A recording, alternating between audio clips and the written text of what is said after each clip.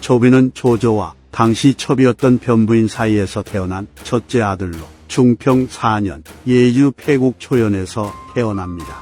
그러나 조비가 태어나기 전 일찍이 조조에게는 정실인 정부인이 있었고 또 다른 첩인 유부인과의 사이에서 태어난 조왕 조삭이라는 아들이 있었기 때문에 조비는 조조의 삼남이었습니다.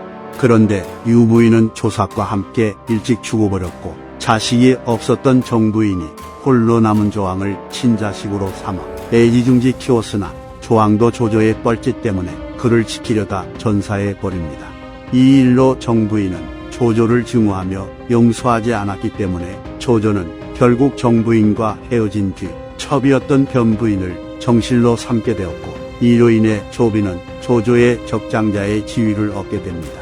그리고 위서에 따르면 조비는 나이 8에 문장을 쓰는 능력이 뛰어났고 경전을 읽으면 모두 이해하였으며 말타기와 궁술, 검술 실력도 뛰어났다고 하는데 이것을 보아 조비는 조조의 다른 아들들에 비해 상대적으로 임팩트가 없었을 뿐이지 조비 또한 범상치 않은 능력을 지녔다는 건 분명했습니다. 조조는 분투 끝에 원소를 꺾고 원소의 아들들까지 모두 격파하여 건한 9년 업을 점령하는 데 성공하였고 조비는 그 과정에서 원소의 둘째 아들인 원희의 아내였던 견부인의 미모에 빠져 그녀와 결혼을 했다 합니다. 위략에 따르면 업성이 조조군에게 함락되었을 때 원소의 아내와 며느리인 견부인은 집에 있었는데 갑자기 조비가 집 안으로 들어옵니다. 그리고는 원소의 아내와 견부인을 응시하니 견부인은 두려워서 원소의 아내의 무릎 위에 엎어져 자신의 얼굴을 숨겼다고 합니다. 그래서 조비는 원소의 아내에게 옆에 있는 며느리에게 고개를 들라하라 라고 말했고 이에 원소의 아내가 견부인의 고개를 들게 하자 조비는 견부인의 얼굴을 보고는 한눈에 반해버린 뒤 탄식을 하며 그녀의 미모를 칭찬했다 합니다. 그리고 나중에 이 소식을 들은 조조는 아들의 마음을 충분히 이해할 수 있었는지 조비와 견부인의 혼인을 성사시킵니다. 조조는 건한 10년에 이르러 원가의 세력을 모두 축출하여 기주를 평정하는 데 성공합니다. 이때부터 조비는 조조가 적을 토벌하기 위해 출병할 때마다 업에 남아 후방을 관리하는 임무를 맡았던 것으로 보이는데 조비는 자신이 맡은 책무를 다하기는커녕 수렵에 빠져서 자주 사냥을 나갔다고 합니다. 그런데 그 정도가 얼마나 심했냐 하면 조비는 자신의 옷과 수레까지 수렵용으로 바꾸었다고 하며 그의 머릿속은 짐승을 쫓는 것으로만 가득 차 있었습니다. 그러나 다행히도 조조는 병주를 정벌하러 나서기 전 최염에게 조비를 보조하게 하였고 이에 최염은 사냥에 미친 조비에게 글을 올려 그가 정신을 차릴 수 있도록 조언을 해줍니다.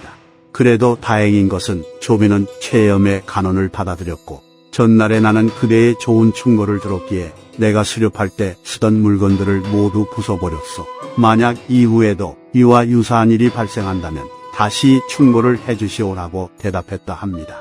하지만 조비의 수렵 사랑은 여기서 잠시 주춤했을 뿐이지 계속 이어지는데 훗날 조비는 태자로 임명되어 조조의 정식 후계자가 되자 다시 사냥을 나서기 시작했고 한 번은 새벽에 몰래 궁궐을 빠져나가 사냥을 하고 저녁에 돌아오기도 했다 합니다.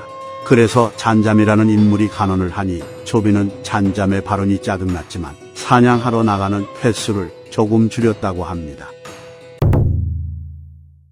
건한 16년 조비는 오관중랑장 부승상에 임명됩니다.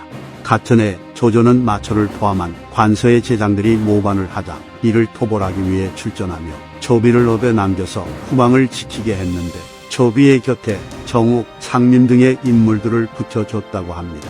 그런데 그 틈을 타 전응과 소백이라는 인물이 기주 하간 지역에서 반란을 일으켜 기주와 유주의 형세가 불안해집니다. 그리고 그 반란의 규모가 작지 않았는지 마초를 격파하고 추격을 하고 있었던 조조는 반란 소식을 듣자마자 마초를 추격하는 것을 포기하고 물러났다고 합니다. 이러한 상황에서 조비는 자신이 직접 군을 이끌고 나서서 반란을 진압하려고 했는데 상림이 가볍게 행동하면 안 된다고 간언하였기에 조비는 그 뜻을 받아들여 다른 장수에게 그 임무를 맡깁니다. 그리하여 조인이 직접 칠군을 지휘해 전은과 소백을 격파해 버렸다고 합니다. 조조는 원소가 제대로 후계자 정립을 하지 않고 죽어버렸기에 그것이 불화가 되어 세력 전체가 내전에 빠져 몰락하는 것을 두 눈으로 확인했음에도 불구하고 자신은 죽기 전에 후계자를 정할 수 있다고 생각했는지 아니면 다른 자식들의 재능이 너무 뛰어나 아까웠는지 몰라도 정식으로 후계자를 지정하지 않았습니다. 이로 인해 조비는 자신이 조조의 맏아들임에도 불구하고 후계자로 인정받지 못했기 때문에 엄청난 스트레스를 받았던 것으로 보입니다. 그리고 일찍 죽어버렸지만 조조와 환부인 사이에서 태어난 조충은 성품이 훌륭하고 재능이 뛰어나 조조의 총애를 받았었다고 하며 조조는 항상 신하들에게 조충을 후계자로 삼을 거라고 입버릇처럼 말한 데다 조충이 죽어 슬퍼하는 조조를 조비가 위로하자 조조는 조비에게 조충이 죽었기 때문에 너희들은 후계자가 될 기회를 얻었으니 운이 좋다는 말까지 했다 합니다. 게다가 조조는 여기서 그치지 않고 자신의 문학적 재능을 닮아 큰 명성을 얻은 조식을 조비와 비교하며 후계자 자리를 놓고 고민을 하였기에 조식을 추종하는 무리들이 생겨났고 이들이 조식을 후계자로 만들기 위해 움직이기 시작하자 조비의 속은 검게 타들어갔을 겁니다. 그래서 조비는 가후에게 어떻게 하면 자신이 후계자가 될 수 있느냐고 물었고 이에 가후는 원컨대 장군께서는 덕과 도량을 널리 존중하고 숭배하시고 선비의 본업을 지니시고 아침 저녁으로 부지런하시어 자식으로서의 도리를 어기지 마십시오. 이와 같이 하면 됩니다. 라는 조언을 해줍니다. 그리하여 그때부터 조비는 가후의 말을 따라 자신의 진실된 감정을 숨기고 아버지인 조조를 지극정성으로 받들어 모시는 효자 행세를 하였고 몸과 마음을 깊이 수양하며 항상 조심하고 반듯하게 행동했다 합니다. 이와 같은 조비의 전략적인 행동 때문인지 궁궐 사람들과 조조 주위의 신하들은 모두 조비를 지지하게 되었다고 하며 목의 황계 등의 인물들은 조비가 장자이고 덕이 높다며 대놓고 조비를 지지하였고 최염은 조식이 자신의 형의 사위임에도 불구하고 조비가 후계자가 되어야 한다고 공개적으로 말했다 합니다. 하지만 조식파인 양수, 정의, 정예 등의 인물들도 가만히 있지 않았는데 그들은 항상 조조와 대화를 나누게 되면 조식을 칭찬하며 그가 후계자가 되어야 한다고 설득했고 조식의 재능은 조조도 놀라워할 정도였기 때문에 조조는 조비를 지지하는 세력이 우세한 상황에서도 계속해서 고민을 합니다. 그러나 건한 22년 결국 조조는 대세를 거스르지 않고 조비를 위나라의 태자로 임명하였기에 조비는 정식으로 조조의 후계자가 됩니다. 건한 25년 조조가 죽자 조비는 그의 뒤를 이어 의왕과 숭상의 자리에 오릅니다. 위서에 따르면 유비는 조조가 죽자 한염에게 편지를 주어 위나라로 가서 조문을 하게 하고 예물까지 보냈다고 하는데 조비는 유비가 조조의 죽음을 빌미로 화친을 구하는 것이라 생각하여 형주자사에게 한염을 죽이라고 명령하는 지질한 모습을 보이지만 다른 기록인 전략에서는 조비는 한염이 보낸 편지를 받고는 유비에게 답장을 보내줬다고 합니다. 그리고 조비는 왕이 된 지 얼마 지나지 않아 자신이 직접 최위에 오르기로 마음을 먹었고 이미 조조가 황제로 가는 길을 거의 다 닦아놓은 상태였기 때문에 거릴 것이 없었던 조비는 별탈 없이 헌제에게 황제의 지위를 양위받아 위나라 초대 황제의 자리에 오릅니다. 황초 2년 유비가 관우의 복수와 형주 수복을 위해 군을 일으켜 선권을 공격하니 일흥대전이 발발합니다. 전쟁 초기엔 유비의 군세가 오나라 군대를 격파하며 승세를 이어갔기에 선권은 조비와의 화친을 도모하기 위해 위나라에 사자를 보냈고 신하가 되겠다고 청하며 포로로 잡혀있던 위나라 장수 우웅까지 돌려보냈다고 합니다. 그래서 조비는 선권을 대장군에 임명하고 오왕으로 책봉한 뒤 그를 칭찬하는 내용의 조서를 보냅니다. 황초 3년 조비는 유비가 오나라 군대와 전투를 치르며 700여리에 이르는 나무 울타리를 세워 진영을 이었다는 이야기를 듣고는 신하들에게 유비는 병법을 이해하지 못하오. 어찌 700여리에 이르는 군용을 만들어 적을 막을 수 있겠소. 게다가 고원, 습지나 험한 곳에 주둔하여 진영을 구축하는 자는 적에게 반드시 사로잡히게 되니 이것은 병법에서도 금하는 것이오.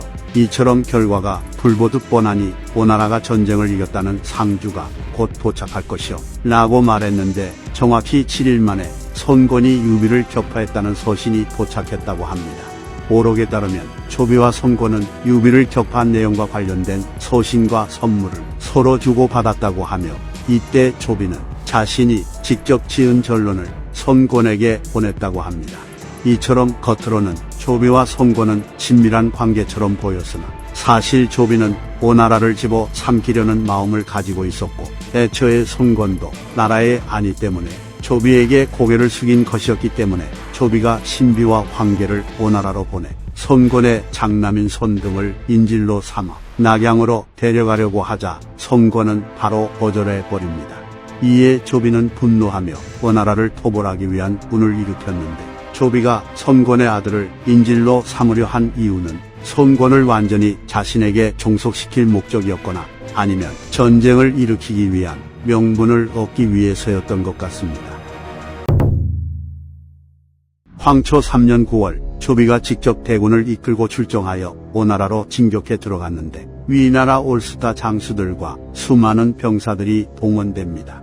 조비는 완성에 주둔한 기 조슈, 장묘, 장패, 왕릉을 동구로 조인을 유수로 진격시켰고 조진, 하우상, 장합, 소왕에게는 남군을 공격하게 합니다. 그러나 오나라도 육선, 주연, 낙통 같은 인물들이 위나라가 대군을 직결시키고 있으며 언제라도 공격해올 수 있다는 점을 지적하였기 때문에 오나라는 위나라의 공격을 대비하고 있었고 위나라의 공격이 시작되자 손권은 여범, 서성, 전종에게 수군을 줘 조휴를 맡게 하고 제갈근 반장, 양찬에게는 남군을 지원하게 하였으며 주안을 유수의 도독으로 임명하여 조인의 군대를 맡게 하는 등 재빠르게 대응할 수 있었습니다. 하지만 그때 당시 손권은 산월족 같은 이민족들로 인해 내부가 소란스러웠기 때문에 일단 조비에게 편지를 보내 자신의 잘못을 고칠 수 있도록 허락해달라는 내용을 전하며 대화를 통해 상황을 타개하려 합니다. 이에 조비는 손권이 시간을 끌려고 한다고 생각해 단도직입적으로 장남인 손등을 인질로 보내면 군을 물리겠다는 답신을 하였고 이에 손권은 조비와 죽기 살기로 싸우기로 합니다. 동구로 진격했던 여범의 수군은 불행하게도 태풍을 만나 수천 명이나 되는 병사들이 익사하는 큰 피해를 입었고 일부 배들은 조휴의 군대가 있는 곳으로 표류되어 공격을 받아 괴멸되니 상황은 점차 악화됩니다. 하지만 서성이 끝까지 분투하며 몰려오는 위나라 군대를 막아내는 데 성공했고 멀리서 지원을 온 하제의 군대가 뒤늦게 도착하였는데 하제는 평소 사치를 좋아하여 자신의 군대를 화려하게 꾸미는 것을 좋아하는 장수였습니다. 그래서 조휴는 하제의 군대의 위용을 보고 오나라의 정예의 병력이 왔다고 착각했는지 두려워하며 퇴각했다고 합니다. 남군 방면의 전투에서도 위나라 군대가 유리하였는데 장합이 지원을 온 손성의 1만 군대를 격파하여 패퇴시켰고 이로 인해 남군성은 하우상, 조진의 군대에게 완전히 포위당해버립니다. 그리고 손권이 보낸 제갈근 반장, 양찬의 후속 지원군도 위나라의 포위를 뚫지 못하였기에 남군성의 수비를 맡은 주연은 지원 없이 위나라 군대의 공격을 막아내야 했으나 주연은 오나라에 숨겨진 명장이었기에 반년이 넘게 공격을 버텨냈고 이렇게 하우상과 조진의 군대는 주윤의 수비에 막혀 할 수 없이 물러나게 됩니다. 마지막으로 유수에서의 전투는 조위의 명장인 조인이 직접 보기 수만 명을 데리고 공격을 이끌었고 양동작전을 감행해 오나라 군대를 섬멸하려 하였으나 유수의 수비를 맡은 오나라 장수 주안도 만만치 않은 용장이었기에 그는 엄청난 활약을 하며 조인의 공격을 모두 무마시킨 뒤 오히려 역습을 감행해 조인의 아들인 조태의 본진을 공격해 불태워버렸고 다른 조인군 장수들의 목까지 베어버려 조인의 군대를 패퇴시켰다고 합니다. 이처럼 오나라 군대는 전쟁에서 큰 손실을 입긴 하였으나 조비의 공격을 막아내는 데 성공하였으니 이리하여 조비의 오나라 정벌 원정은 실패로 돌아갑니다.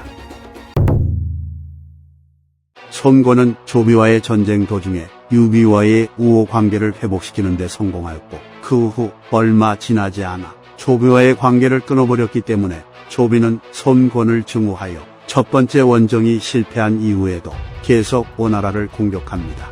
황초 5년 조비는 다시 군을 이끌고 광릉에 도착하였지만 앞서 서성은 위나라의 공격을 대비하여 건업을 따라 울타리를 쌓고 부락도 지어놓고 울타리 위에는 임시 누각을 설치한 뒤 강에 배를 띄워 놓았습니다. 한마디로 서성은 수비가 완벽하게 보이도록 포장성세를 펼친 것인데 조비는 이것을 보고는 오나라의 성벽이 수백 리나 펼쳐져 있고 수많은 배가 대열을 갖추고 있다고 생각해 곧바로 퇴각해버립니다. 위시 춘추에 따르면 조비는 탄식하며 우리가 보유한 수많은 기병들도 아무런 소용이 없구나 라고 말했다 합니다. 그리고 당시 위나라 군대 전체가 배에 탔을 때 폭풍이 불어와 조비가 타고 있던 배가 빙글 돌더니 기울어졌다고 하며 오나라 군사가 있는 남쪽 해안에 떨어져 표류될 뻔했다고도 하니 조비는 대군을 동원해 놓고 뻘짓만 하다가 목숨까지 잃을 뻔했던 것입니다. 이후에도 조비는 한 번도 오나라 정벌에 나섰으나 이때도 아무런 소득 없이 물러났다고 합니다. 조비는 아직 황제가 되기 전 위왕이던 시절에 장수들이 정벌에 나섰을 때 사망한 병사들 중에서 간혹 유해를 거두어오지 못한 자들이 있는데 나는 이 점을 매우 애석하게 생각하였다. 이에 각 군과 국의 명한이 작은 관을 갖추어 전사한 사병의 유해를 그 속에 넣어 그들의 집으로 돌려보낼 수 있도록 하고 제사도 지내도록 하라 라는 명을 내렸다고 합니다. 황초 2년 조비는 오주전을 부활시켜 사람들이 화폐를 사용하도록 만들려 했는데 곡물의 가격이 폭등하는 바람에 오주전의 사용을 폐지시킵니다. 황초 3년 조비는 조칙을 내려 궁국에서 인재를 선발함에 있어서 나이에 제한을 두지 말 것이며 경학에 정통한 유학자와 법률에 통달한 관리는 즉시 전원시험 삼아 등용하라. 그리고 이 일에 관여한 사람들 중에서 사실을 속이고 무능한 자를 추천한 자가 있으면 가만두지 않겠다라고 했다 합니다.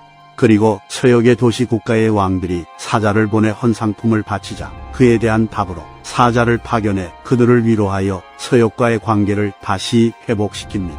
또한 부인이 정치에 관여하는 것은 혼란의 원인이 된다. 지금부터 모든 신하들은 태후에게 이를 상주하지 마라. 그리고 황후의 일족은 정치를 보좌하는 임무를 할 수 없고 또 이유 없이 영토를 갖지 못하며 자기를 받을 수 없다. 이 조칙을 후세에 전하라. 만일 이 조칙을 위반하는 자가 있다면 천하가 함께 그 자를 주살할 것이다 라고 선포하여 외척이 함부로 정치에 관여할 수 없도록 만듭니다.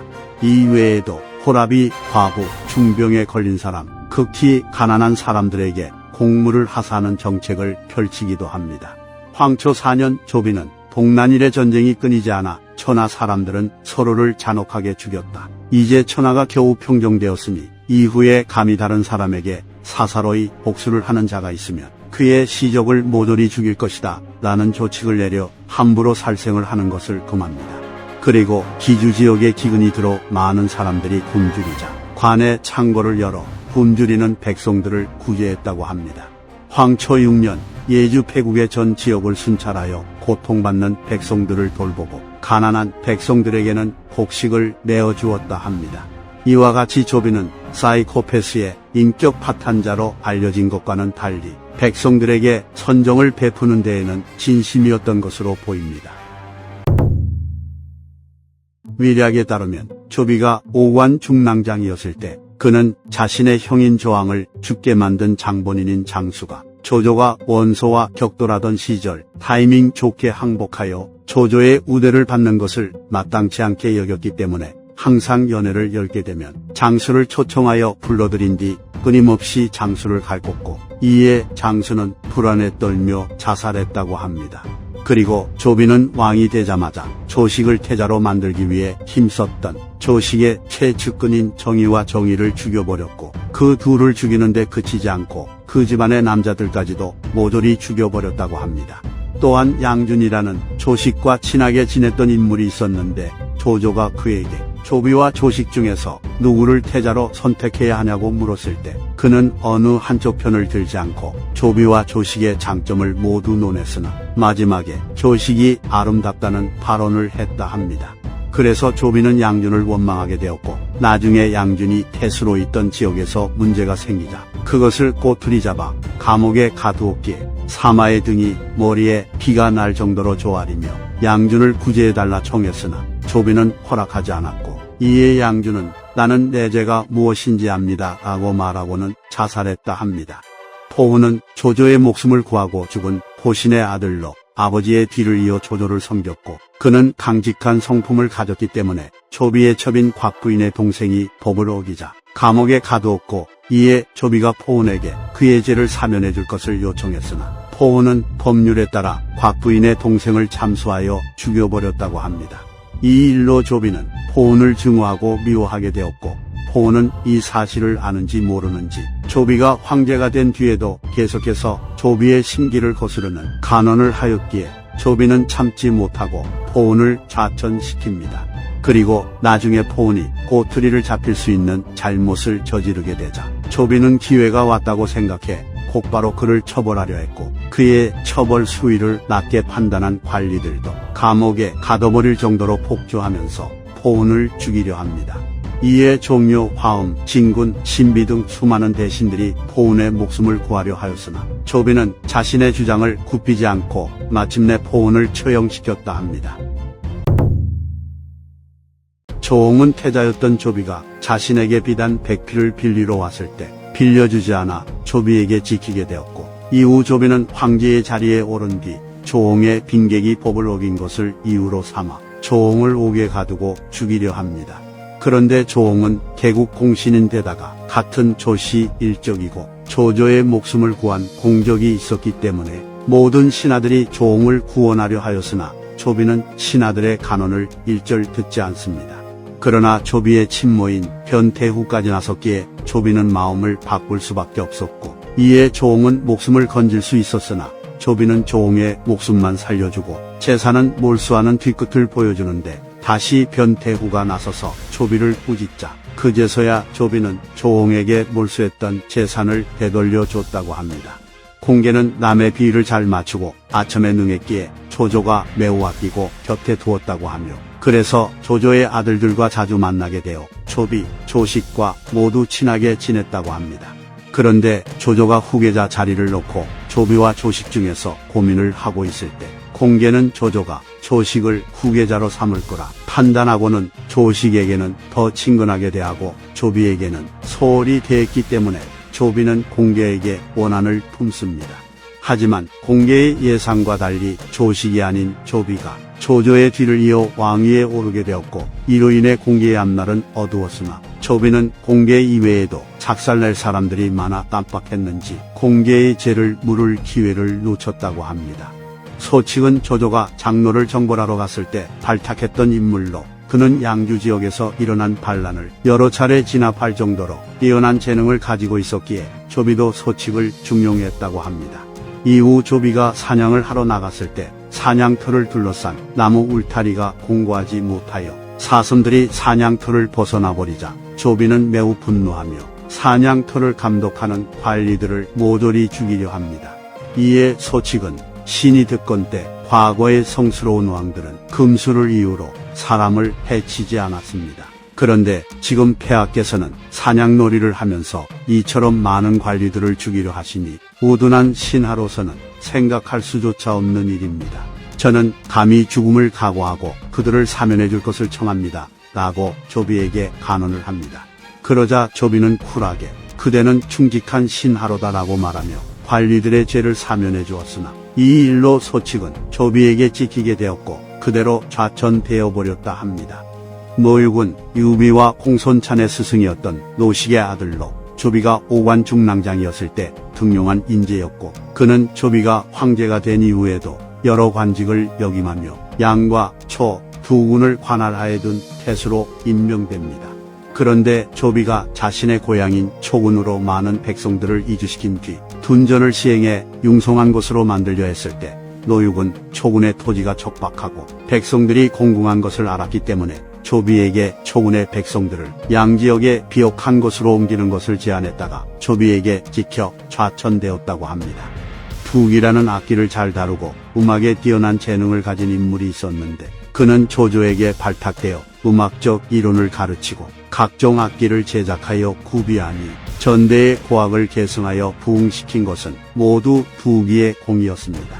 나중에 두기는 시옥이라는 인물과 동으로 된 종을 만드는 과정에서 다투게 되었고, 조조는 이 일에 옳고 그름을 가려 두기의 손을 들어주고 시옥을 처벌합니다. 그런데 시옥은 조비가 매우 아끼는 인물이었고, 일찍이 두기는 조비가 빈객들과 함께 있을 때 악기를 연주하라는 명령을 받고는 곤란한 기색을 보였기 때문에 조비에게 찍힌 상태였습니다. 그래서 조비는 황제가 되자 다른 이를 꼬투리 잡아 두기를 체포하여 옥에 가둬버렸고, 그는 면직된 상태에서 눈을 감았다고 합니다. 이 외에도 대릉이라는 인물은 조비가 사냥을 자주 나가는 것이 옳지 않은 일이라며 여러 차례 건의하다가 조비의 분노를 사형에 처해졌다가 한 단계 낮은 형벌로 경감되어 목숨은 부지할 수 있었다고 하며, 순욱의 아들인 순우는 조식과 친하게 지내고 조비와 친했던 하우상과는 사이가 나빴기 때문에 조비는 순우를 원망했으나 불행 중 다행인지 순우는 조비에게 해코지를 당하기 전에 일찍 세상을 떠났다고 합니다. 위략에 따르면 왕충은 부풍 출신으로 삼보의 난에 기근이 들자 살아남기 위해 사람을 잡아먹은 적이 있었는데 이후에 궁공을 세워 조조의 휘하에 들어오게 됩니다. 그런데 조비가 이 사실을 알게 되었고, 그는 광대를 시켜 무덤 사이에서 해골을 가져와 왕충의 말 한 장에 매달게 하여 웃음거리로 삼았다 합니다. 우금은 조조군의 명장으로 수많은 활약을 하며 조조의 신임을 받았으나 북진을 개시한 관우의 군대를 막기 위해 출병했다가 갑자기 불어난 물로 인해 제대로 싸워보지도 못하고 관우군의 포로가 되었고, 이후 손권이 관우를 제거하면서 원나라의 포로가 되어버립니다. 이후 손권은 조비와의 관계 개선을 이유로 우금을 위나라에 되돌려 보냈는데, 우금은 수염과 머리카락이 휘어지고 초췌한 모습으로 돌아와 눈물을 흘리며 조비에게 머리를 조아렸다고 합니다. 이에 조비는 호사를 들어 우금을 위로하고 안원 장군에 임명했으나 조비의 실제 마음은 정반대로 그는 우금을 탐탁치 않게 여겼습니다. 그래서 조비는 우금을 오나라의 사자로 보내면서 업에 있는 고릉에 참배를 하고 가라는 명을 내린 뒤 우금이 고릉에 도착하기 전에 사람을 시켜 그곳에 관우가 싸움에서 이기고 방덕이 분노하며 우금이 항복하는 그림을 그려놓게 합니다. 나중에 우금은 고릉에 도착하여 자신을 능욕하는 그림을 보게 되었고, 이에 부끄럽고 분한 마음에 병을 얻어 죽어버렸다고 합니다. 오서에 따르면 풍이라는 인물은 손권의 명을 받아 위나라의 사신으로 가게 되었는데, 그는 조비가 묻는 질문에 막힘없이 대답하며 뛰어난 재능을 보여줬기에 조비는 그를 신하로 삼고 싶은 마음이 생겨 풍기와 같은 군 출신인 진군을 시켜 풍기가 손권을 대신하게 만들려 합니다. 하지만 풍이는 단번에 이를 거절하였고, 이에 조비는 풍이를 괴롭힐 생각에 그가 오나라로 돌아가는 것을 허락한 뒤 그가 가고 있을 때 다시 소환하여 오나라로 돌아갈 수 없게끔 만듭니다. 그래서 풍이는 손권을 배반하지 않기 위해 칼을 꺼내 자살을 시도하였으나 실패하였고 결국 위나라에 잡혀 오나라로 돌아갈 수 없었다고 합니다. 하우상은 조비와 매우 친하게 지냈고 여러 차례 궁공을 세워 지휘관으로서의 두각도 나타냈으며 조씨 일족의 여자와 결혼하여 조비와 더욱 가까워집니다. 그런데 하우상은 애첩을 사랑하게 되어 정실과의 사이가 멀어지게 되었고, 이 사실을 알게 된 조비는 하우상이 조씨 일족 여자를 내버려두는 것을 못마땅히 여겨 사람을 보내 하우상의 애첩을 목졸라 죽여버립니다. 이로 인해 하우상은 병에 걸려 정신이 나가버리게 되었고, 애첩을 보고 싶은 마음에 그녀가 매장된 곳을 찾아가기도 했다 합니다. 이에 조비는 두습이 하우상을 업신여기더니 그럴 만한 이유가 있었구나 라고 말하며 오히려 분노하는 인성질을 했으나 그래도 자신이 아꼈던 사람이었기에 하우상의 병환이 깊어지자 여러 번 병문안을 가서 그의 손을 잡고 눈물을 흘렸다 합니다. 앞서 일화들에서 보이듯이 조비는 자신의 눈밖에 나거나 마음에 들지 않는 상대는 무자비하게 괴롭히거나 죽여버리는데, 특히 자신이 태자에 임명되는 과정에서 방해를 했던 인물들에게는 가차없는 모습을 보여줍니다. 그래서 반대로 자신이 조조의 후계자가 되는데 도움을 주거나 곁에서 자신을 보좌했던 사람들은 엄청나게 아끼고 챙겨줍니다. 가호는 조비가 태자가 되는데 가장 큰 공을 세운 인물로 조조에게 원소의 일을 이야기하며 조비를 지지하는 발언까지 하였기에 조비는 황제가 되자마자 가호를 태위에 임명하며 우대해줍니다. 그리고 일식이 나타나서 담당 관리가 태위를 면직시켜야 한다고 상주했으나 조비는 재해나 이변이 출현하면 그 우두머리를 견책하는 것이거늘 신하들에게 허물을 돌리는 것이 어찌 우임금이나 탕임금이 자신들에게 죄를 물은 의로움과 부합하겠는가. 지금 명하노니 백관들은 각자 자신의 직무를 다할 것이며 이후에 천지에 재난이 있어도 다시 상공을 탄핵하는 일은 없을 것이다 라고 말하며 가호를 두둔했다고 합니다. 오질이라는 인물은 애초에 조비와 친하게 지내긴 했으나 조비가 조식과 후계자 자리를 놓고 다툴 때 꾀를 써서 양수의 계책을 무마시키는 등 조비에게 큰 도움을 주었기 때문에 조비는 오질을 매우 총애하였고 그로 인해 오질은 대장군이었던 조진에게 대놓고 비만이라고 놀릴 정도로 막 나가는 모습을 보여줬으나 조비는 어떠한 제재도 가하지 않았다고 합니다. 가교는 일찍이 조조가 죽었을 때 조창이 조조의 옥새의 위치를 묻자 조비가 후계자이니 딴 생각을 하지 말라고 하여 조창에게 일침을 가한 뒤 조비에게 옥새를 안전하게 가져다 줬기 때문에 조비는 나중에 가규가 다른 사람의 죄에 연루되어 처벌을 받게 되자 과거 숙향이라는 인물은 공적이 있었기 때문에 10대 자손들까지도 죄를 사면받았는데 하물며 가규의 공적과 덕행은 그 자신에게 있지 않은가 라고 말하며 가규의 죄를 묻지 않았다고 합니다. 황계는 조비가 태자가 되어야 한다고 공개석상에서 말하고 다녔기 때문에 조비는 황제가 된 뒤 황계를 상서령으로 승진시켰고 이후에도 계속 승진시켜줍니다.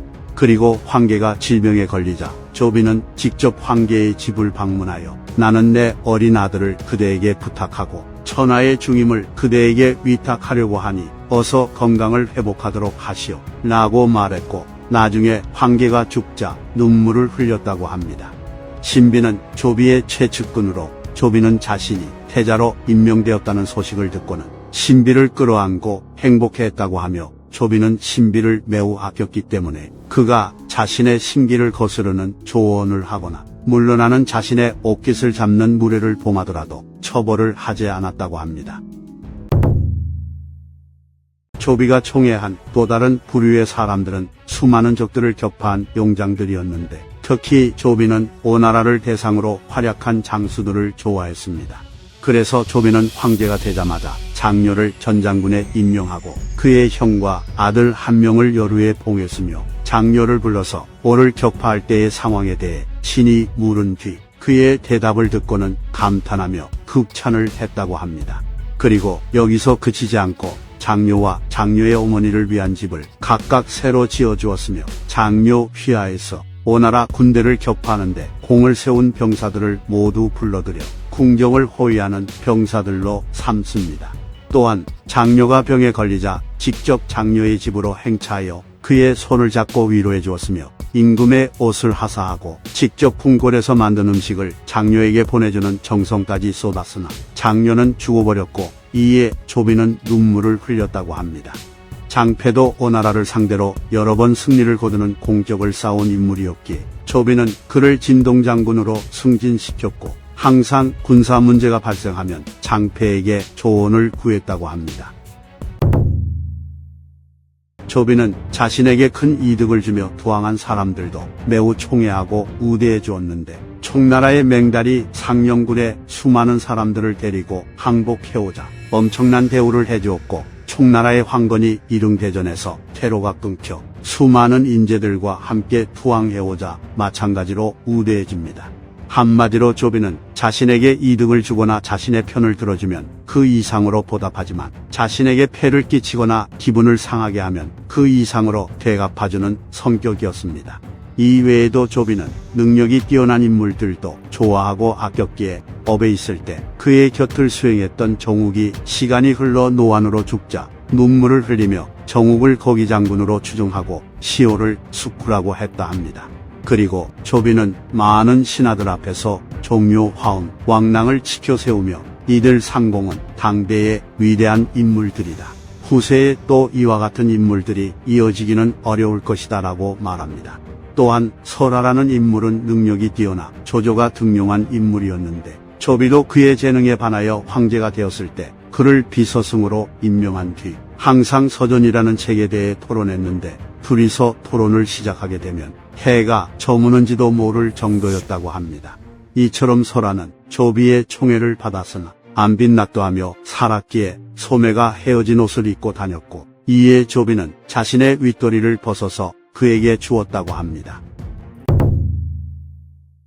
위략에 따르면 조조가 조비를 태자로 임명하자 조비는 자신이 예상치도 못한 시기에 태자로 임명되었기 때문에 스스로 의아했다고 하며 그래서 관상을 잘 보는 고올려라는 사람을 불러 자신의 관상을 보게 하니 고올려는 그 고귀함은 말할 수 없습니다 라고 말했고 이어서 조비가 자신의 수명이 얼마나 되는지를 물어보자 고올려는 40세 때에 작은 고통이 있겠지만 이때를 넘기면 근심할 것이 없습니다 라고 대답했다 합니다. 조비가 오관중랑장이던 시절 그는 연회를 열어 많은 사람들을 초대했는데 그 중에는 주권평이라는 관상을 잘 보는 인물도 있었습니다. 그래서 조비는 그에게 자신의 수명을 물었고 이에 주권평은 장군의 수명은 80살인데 40살 때 작은 재난이 있을 것이니 조심하시길 바랍니다 라고 말합니다. 황초 7년 조비는 관상가들의 말대로 나이 40살에 중병에 걸려 드러눕게 되었고 주위 사람들에게 주권평이 말한 80살은 낮과 밤을 구별한 수로구나. 나는 곧 죽을 것이다 라고 말했다 합니다. 이후 조비는 자신의 상태가 점차 악화되자 조진, 조휴, 진군, 사마이를 불러 그들에게 황희를 이을 조예를 보좌하라는 유조를 남긴 뒤 40세의 나이에 눈을 감습니다. 위서에 따르면 견부인은 조비의 총애를 받았으나 소극적인 태도를 취하며 오히려 조비가 다른 후궁들을 총애하게 만들려 했고 조비의 총애를 받지 못하는 후궁들에게는 격려와 충고를 해줄 정도로 질투를 하지 않는 선한 인물이었습니다. 그리고 시어머니인 변왕후의 몸이 쇠약해져 병에 들자 견부인은 하루 종일 울고 걱정을 하며 진심으로 변왕후의 건강을 염려하니 나중에 이 사실을 알게 된 변왕후는 견부인이 자신을 아련하러 오자 감동에 겨워 눈물을 흘렸고 견부인의 효행을 칭찬하고 감탄했다 합니다. 그러나 조비는 첩인 곽부인을 총애하게 되어 점차 견부인을 멀리하게 되었고 이에 견부인은 갈수록 시리에 빠져 원망하는 말을 하였다고 하는데 조비는 이 소식을 듣고 분노하며 사자를 파견해 견부인을 죽여버리고는 업에 매장했다고 합니다. 그래서 조비와 견부인 사이에서 태어난 조예는 어렸을 때 어머니를 잃게 되었으나 마침 곽부인이 아들이 없었기 때문에 그녀가 조예를 길렀다고 합니다. 조비는 앞서 풍의 일화에서 보여지듯이 조조만큼이나 인재를 얻으려는 욕망이 강했는데 오서에 따르면 위나라로 돌아온 우금은 조비에게 자신을 마구잡이로 까던 우본을 매우 칭찬하였고 이에 조비는 늘 우본을 위해 조정에 빈자리를 마련해놨다고 합니다. 공룡은 조비가 견부인과 혼인을 했을 때 조조와 조비를 돌려가며 비웃은 인물이었고 나중에 조조에게 죽임을 당한 인물이기도 했으나 오히려 조비는 공룡의 글을 매우 좋아하여 매번 극찬을 하였다고 하며 공룡의 문장을 구해 바치는 자에게는 금과 비단을 상으로 내렸다 합니다. 조비는 압도적인 실력을 가진 조식 덕분에 상대적으로 뒤처지는 것처럼 보이지만 조비도 뛰어난 문학적 능력을 가지고 있었습니다. 그래서 조비는 항상 책을 저술하는 것을 의무로 삼았으며 직접 지은 작품이 거의 100여 편에 달했다고 하는데 대표적인 작품은 전론으로 최초의 문학 비평서라고 하며 아쉽게도 전론의 내용은 소실되어 그중 논문만이 후세에 전해진다고 합니다. 정사 삼국지의 저자인 진수도 조비를 평가하길 조비는 천부적으로 문학적 소질이 있었으니 붓을 대면 문장이 되고 많은 지식도 갖추고 있었고 기억력도 탁월하여 다방면의 재능을 갖추었다. 만일 여기에 도량이 약간만 더 크고 공평한 마음을 가지도록 힘쓰며 보위의 존립에 노력을 기울이고 덕망을 높였더라면 옛날의 군왕이 어찌 그로부터 멀리 있었겠는가 라고 했다 합니다. 이상 삼국지 인물열전 조비편 마치겠습니다. 재미있게 보셨다면 좋아요와 구독, 알림 설정 부탁드립니다. 감사합니다.